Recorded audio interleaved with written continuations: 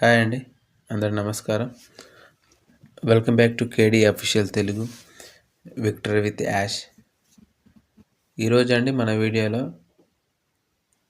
కొంతమంది మన ఫౌండర్స్ ఏ విధంగా ఫీల్ అవుతుర్రు, అదేవిధంగా వాళ్ళు ఏ విధంగా కామెంట్ చేస్తుర్రు అనే దాని గురించి మాట్లాడుకునే ప్రయత్నం చేద్దాం. అదేవిధంగా నిన్న ఫేస్బుక్లో జూలీ మేడం ఒక పోస్ట్ పెట్టడం జరిగింది. దాని గురించి కూడా మనం క్లియర్గా మాట్లాడుకునే ప్రయత్నం చేద్దాం. అదేవిధంగా మన విక్టరీ విత్ యాష్ గురించి, మన యాష్ మెఫారూక్ గారి గురించి కొంచెం చిన్నగా మాట్లాడుకునే ప్రయత్నం చేద్దాం. మనం టాపిక్కి వెళ్ళే ముందు ఇంకా ఎవరైనా మన వీడియోస్ చూస్తూ మన ఛానల్ సబ్స్క్రైబ్ చేసుకున్నట్టయితే సబ్స్క్రైబ్ చేసుకొని లైక్ కూడా చేయండి. మీరు లైక్ చేయడం వల్ల మన వీడియో ఇంకా 10-15 మందికి వీడియో షేర్ కావడం జరుగుతుంది. అదేవిధంగా వాళ్ళు కూడా మన వీడియో చూసి ఇన్ఫర్మేషన్ తెలుసుకోవడం జరుగుతుంది. కాబట్టి తప్పకుండా మీరు లైక్ చేయండి. ఓకే, ఇక మనం టాపిక్లోకి వెళ్తే, చాలామంది ఫౌండర్స్ మన కంపెనీ గురించి, మన యాష్ మెఫారూక్ గారి గురించి చాలా నెగిటివ్గా మాట్లాడడం జరుగుతుంది. మన వీడియోస్ కింద కొంచెం నెగిటివ్గా వీడియోలు పెట్టడం కామెంట్స్ పెట్టడం జరుగుతుంది. వాళ్ళందరూ పెట్టడంలో తప్పేం లేదండి. కాకపోతే ఒకటి మనం ఆలోచించాలి. మనం నెగిటివ్స్ కామెంట్ పెట్టడం వల్ల, మన కంపెనీ మీద నెగిటివిటీ క్రియేట్ చేయడం వల్ల మనకు వచ్చేది ఏముండదు. ఒకవేళ పోయింది ఎలాగూ రాదు. కాబట్టి జరిగేది మనం చూస్తూ, మనం అబ్జర్వేషిస్తూ గమనిస్తూ ఉంటే మనకు వచ్చే నష్టం ఏమి లేదు. కాబట్టి కంపెనీ స్ట్రాటజీస్ ఏంటో, వాళ్ళ ప్రయత్నాలు ఏంటో మనకు తెలియదు. మన ఎల్సీ మెంబర్స్ కూడా అదే చెప్పడం జరుగుతుంది. మేము కోడ్ ఆఫ్ కండక్ట్లో మేము సైన్ చేయడం ద్వారా మేము ఏం మాట్లాడలేకపోతున్నాం, కంపెనీ గురించి మేము ఎక్స్ప్లెయిన్ ఏం చేయలేకపోతున్నాం అని చెప్పడం జరుగుతుంది. అయినా కూడా మన రెడ్ ఫ్రెండ్ గారు కూడా కొన్ని వీడియోస్ చేయడం జరుగుతుంది రీసెంట్గా. కానీ వాళ్ళు చెప్పినట్టుగా వెబినార్ అయితే ఇంకా కన్ఫర్మేషన్ అయితే కాలేదు. మేబీ కొంచెం లేట్ అవుతుండొచ్చు. కానీ మన యాష్ మెఫారూక్ గారు మన కంపెనీ గురించి స్పందించడం, తను యాక్టివ్లో ఉండడం జరుగుతుంది. నిన్నటి వీడియోలో కానీ, నిన్న మన విక్టరీ విత్ యాష్లో కానీ మన యాష్ మెఫారూక్ గారు ఒక పాపప్ ఇవ్వడం జరిగింది. విజయవంతంగా 5 lakhs మందిని మనం చేరుకోవడం జరిగింది. ఎలాంటి మార్కెటింగ్ చేయకుండానే మనం చేరుకున్నాం. అయినా మన సిస్టమ్ ఇంకా ఆప్టిమైజేషన్లోనే ఉంది. ఇంకా ఫుల్ ఫీజిడ్గా అయితే తయారు కాలేదని చెప్పడం జరిగింది. ఇది చాలా గొప్ప విషయం. ప్రపంచం అంతా ఆశ్చర్యపోయే విషయం అని చెప్పడం జరిగింది. ఇది సంతోషకరం.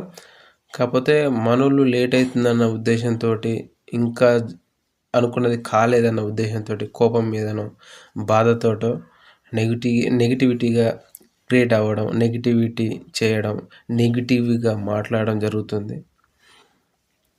కానీ అయినా మనం చేసేది ఏం లేదు. కాబట్టి మన యాష్ మెఫారూక్ గారు మన కంపెనీ ఏం చెప్తుందో అది చూడడం, నేర్చుకోవడం, వాళ్ళు చెప్పింది చేయడం తప్ప మనం ఏం చేయలేం. అయినా మన కంపెనీ ఇంకా పాజిటివ్గానే ఉంది. ఓకే, ఇక ప్రజెంట్ ఇవన్నీ జరుగుతున్నాయి. కానీ మనం ప్రతిదీ నెగిటివ్గా తీసుకోవడం కరెక్ట్ కాదు. ఉన్న సిచ్యువేషన్ అందరికీ చాలా సమయం గడిచిపోయిందని తెలుసు. నాకైనా మీకైనా మీ ఆవేదన, మీ బాధ ఏంటో అర్థం చేసుకోవచ్చు.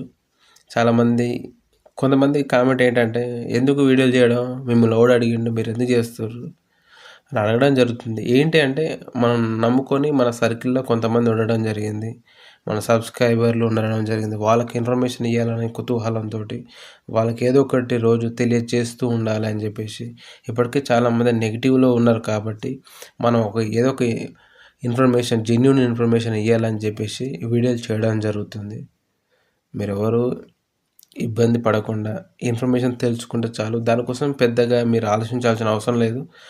మీ వర్క్ మీ పని చేసుకుంటూ జస్ట్ టైంపాస్ కోసమో లేదా పార్ట్ టైం లెక్కనో మీరు చూసుకొని ఇన్ఫర్మేషన్ తెలుసుకుంటే చాలు అని నేను అనుకుంటున్నాను. ఏదైతే ఇప్పుడు ఏదేమైనా మనం ఎన్ని చేసినా ఏది జరగాలంటే అది జరగవచ్చు. కాకపోతే ఆన్‌పాస్‌లో ఉన్నప్పుడు చాలా మంది చాలా రకాలుగా పెద్ద పెద్ద కలలు కనడం జరిగింది.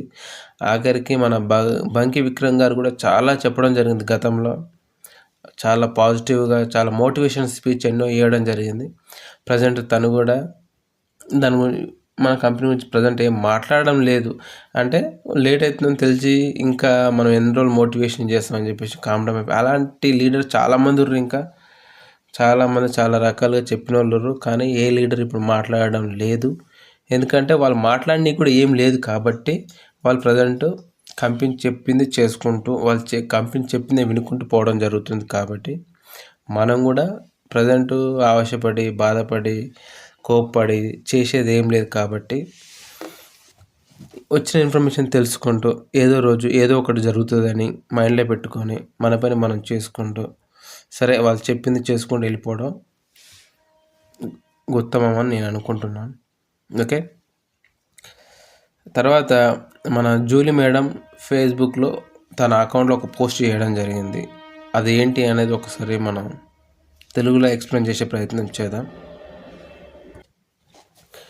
ఏంటంటే మన జూలీ మేడం పెట్టింది మెసేజ్ ఏంటంటే everything in your life is a reflection of a choice you made if you want a different result make a different choice.